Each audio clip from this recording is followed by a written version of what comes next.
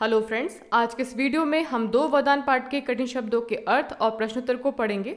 सबसे पहले हम शब्दार्थ को पढ़ेंगे। पहला शब्द है शिथिल। शिथिल का मतलब होता है कमजोर। अगला शब्द है तुमुल ध्वनि। तुमुल ध्वनि का मतलब होता है जोर की आवाज़। तमतमाने का मतलब होता है लाल होना। रनिवास का मतलब होता है रानियों के रहने का स्थान।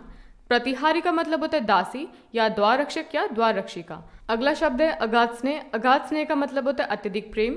वज्रपात का मतलब होता है बहुत बड़ा संकट आना। कातर भाव का मतलब होता है बेचैनी। आसन्न का मतलब होता है निकट या पास का। और भौचक का मतलब होता है आश्चर्यचकित। बच्चों, प्रश्नोत्तर में हमने पाठ के सभी इंपॉर्टेंट क्वेश्चन आंसर्स को कवर किया है, इसीलिए आप प्रश्नोत्तर को बहुत ध्यान से देखें। आपके सामने पहला प्रश्न है, राजा दशरथ के मन में एकमात्र इच्छा क्या थी? तो इसका उत्तर होगा, राजा दशरथ के मन में एकमात्र इच्छा थी कि राम का राज्याभिषेक हो। राज्याभिषेक का मतलब क्या होता है? ऐसा फंक्शन जिसमें कि सभी घर वाले होते हैं, राजमहल के बड़े बड़े अधिकारी होते हैं और उन सबकी उपस्थिति में जो युवराज होता है उसको बड़े पारंपरिक और रीति रिवाज के अनुसार उसको राजा की गद्दी पे बैठाया जाता है, उसको मुकुट पहनाया जाता है, उसका राज तिलक किया जाता है। तो ये जो फंक्शन होता है मुकुट पहनाने का, राज तिलक करने का, इसको कहा जाता है राज्याभिषेक।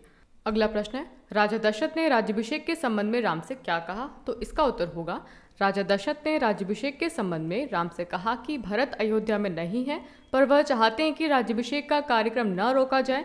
जनता ने उन्हें अपना राजा चुना है। राजधर्म का पालन करना और कुल की मर्यादा की रक्षा करना अब उनके हाथ में। जैसा कि मैंने आपको बताया था कि राज्याभिषेक के समय घर वाले सभी होते हैं, लेकिन यहाँ पर उस वक्त भरत और शत्रुघ्न नहीं थे। वे अपने नाना कैकेयी राज के यहाँ पे गए हुए थे, लेकिन दशरथ चाहते थे कि राज्याभिषेक का कार्यक्रम न रोका जाए और उन्होंने कहा कि जनता ने तुम्हें अपना राजा चुन लिया है, इसलिए अब तुम्हारी रिस्पॉन्सिबिलिटी है, तुम्हारी ड्यूटी है कि तुम राजधर्म का पालन करो और अपने कुल की मर्यादा की रक्षा करो।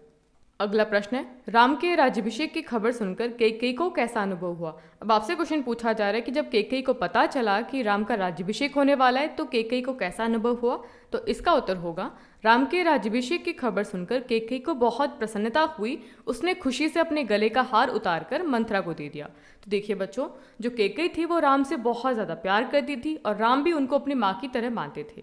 तो जब उनको पता चला कि राम का राज्याभिषेक होने वाला है तो उनको बहुत खुशी हुई, क्योंकि वो मानती थी कि राम एकदम राजा बनने के योग्य हैं। तो खुशी से उन्होंने अपने गले का हार उतारकर अपनी दासी मंथरा को दे दिया। अगला प्रश्न है, रानी कैकेयी पर मंथरा की बातों का क्या असर हुआ? तो इसका उत्तर होगा, मंथरा की बातों को सुनकर रानी कैकेयी का मन भारी हो गया। प्रसन्नता की जगह अव्यक्त क्रोध ने ले ली। मंथरा के तर्कों में उन्हें सच्चाई दिखने लगी।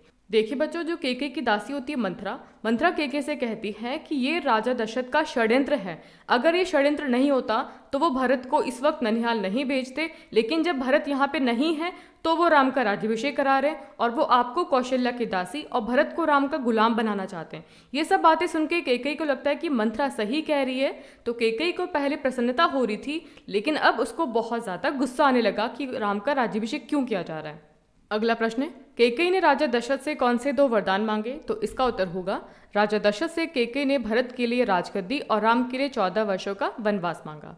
अगला प्रश्न है, रनिवास में जाकर मंथरा ने कैकेयी से क्या कहा? तो इसका उत्तर होगा, रनिवास में जाकर मंथरा ने कैकेयी से कहा, अरे मेरी मूर्ख रानी, उठ, तेरे ऊपर भयानक विपदा आने वाली है। यह समय सोने का नहीं है, होश में आओ, विपत्ति का पहाड़ टूटे इससे पहले जाग जाओ। अगला प्रश्न है, रानी कैकेयी के पूछने पर मंथरा ने उन्हें क्या सलाह दी? तो इसका उत्तर होगा, मंथरा ने रानी कैकेयी को राजा दशरथ से वो दो वरदान मांगने को कहे जो उन्होंने रानी कैकेयी को दिए थे। अगला क्वेश्चन है, कैकेयी के मन में उठ रहे प्रश्नों के असमंजस को हल करने के लिए मंथरा ने क्या सुझाव दिए? तो देखिए, अब कैकेयी के दिमाग में बहुत सारे क्वेश्चन आ रहे थे, बहुत कन्फ्यूजन चल रही थी, तो आपसे क्वेश्चन पूछा जा रहा है कि उस कन्फ्यूजन का मंथरा ने क्या सुझाव दिया? तो इसका आंसर होगा, कैकेयी के मन में काफ़ी सारे प्रश्न उठ रहे थे, तब मंथरा ने कैकेयी के असमंजस को भांप लिया। भांपने का मतलब होता है कि उसको समझ में आ गया कि कैकेयी के दिमाग में क्या चल रहा है और उसे सुझाव दिया कि रानी, तुम मैले कपड़े पहनकर कोप भवन चली जाओ और अगर महाराज आए तो उनकी तरफ ना देखो, उनसे बात भी ना करो। तुम उनकी प्रिय रानी हो, तुम्हारा दुख वह देख नहीं पाएंगे, बस उसी समय तुम अपने वरदान याद दिला देना। तो देखिए बच्चों, कोप भवन का मतलब होता है ऐसी जगह जहाँ पर कोई रानी रूठ के गुस्सा होकर बैठ जाती है।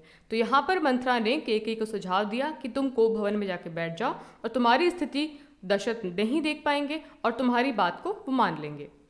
अगला प्रश्न है, कैकेयी कोप भवन में किस दशा में थी, क्या कंडीशन थी उनकी? तो इसका उत्तर होगा, रानी केकई कोप भवन में मैले कपड़ों और बिखरे बालों में जमीन पर लेटी हुई थी। उनके गहने भी कक्ष में बिखरे हुए थे। कक्ष का मतलब होता है वो जो रूम था, जो कोप भवन था, उसमें पूरे उनके गहने भी बिखरे हुए थे। अगला क्वेश्चन है, रानी केकई के वरदान सुनकर राजा दशरथ की क्या दशा हुई? तो इसका उत्तर होगा, रानी केकई के वरदान सुनकर राजा दशरथ अवाक रह गए। अवाक का मतलब होता है एकदम खामोश, साइलेंट, और मूर्छित होकर गिर पड़े। और मूर्छित होने का मतलब होता है बेहोश होकर गिर पड़े। तो जैसे ही रानी केकई ने उनसे वरदान मांगा तो ये सुनकर राजा दशरथ एकदम चुप हो गए और बेहोश होकर गिर पड़े। अगला क्वेश्चन है, राजा दशरथ रानी केकई के 2 वरदान के सामने क्यों विवश हो गए? अब आपसे क्वेश्चन पूछा जा रहा है कि राजा दशरथ क्यों मजबूर हो गए थे केकई के 2 वरदान मानने के लिए। तो इसका आंसर होगा, राजा दशरथ के विवश हो जाने के मुख्यतः 3 कारण थे। पहला कारण क्या है, केकई ने एक बार राजा दशरथ की रणक्षेत्र में सहायता की थी। उस समय राजा दशरथ बहुत प्रसन्न हुए और उन्होंने रानी केकई से कहा था, मैं आपकी सहायता से बहुत प्रसन्न हूँ, इसलिए तुम्हें 2 वरदान मांगने के लिए कहता हूँ। उस समय तो रानी ने वरदान नहीं मांगे और कहा समय आने पर मांगूंगी। देखिए बच्चों, रणक्षेत्र का मतलब क्या होता है कि एक बार जो राजा दशरथ थे वो राक्षसों के साथ में युद्ध करने गए थे, तो उनके साथ में रानी केकई भी थी और केकई ने उनकी बहुत सहायता की। तो प्रसन्न होकर दशरथ ने कहा कि 2 वरदान मांगो, लेकिन उस वक्त केकई ने कहा कि मुझे अभी कोई वरदान नहीं चाहिए, जब समय आएगा तब मांगूंगी। अगला कारण था, दूसरा कारण था कि राजा दशरथ ने राम की सौगंध खाकर केकई से कहा था कि आप जो मांगेंगी मैं आपकी इच्छा अवश्य पूरी करूंगा। तो देखिए दूसरा कारण तो क्या हो गया कि दशरथ ने कहा था कि मैं राम की कसम खा के कहता हूँ, जो तुम मांगोगी उसको मैं पूरा करूंगा। तीसरा कारण था कि केकई ने राजा से अपने मांगे वरदान को राजा दशरथ द्वारा पूर्ण न किए जाने पर विष पीकर आत्महत्या कर लेने की बात कही, जिसके समक्ष राजा दशरथ विवश हो गए। केकई को लगा कि ऐसे तो राजा दशरथ बात नहीं मानेंगे, तो उन्होंने धमकी दी कि मैं विष पीकर, मतलब कि मैं जहर पीकर आत्महत्या कर लूंगी। और रानी केकई तो उनकी बहुत फेवरेट रानी थी, तो उन्होंने विवश होकर रानी के 2 वरदान मान लिए। सो बच्चों, आज की वीडियो में हमने 2 वरदान चैप्टर के शब्दार्थ और क्वेश्चन आंसर किए। आई होप ये क्वेश्चंस आपके लिए बहुत ज़्यादा इंपॉर्टेंट होंगे। वीडियो अच्छा लगा तो वीडियो को लाइक करना है, दोस्तों के साथ शेयर करना है, और चैनल पे नए हैं तो चैनल को सब्सक्राइब कर लें। Thanks for watching.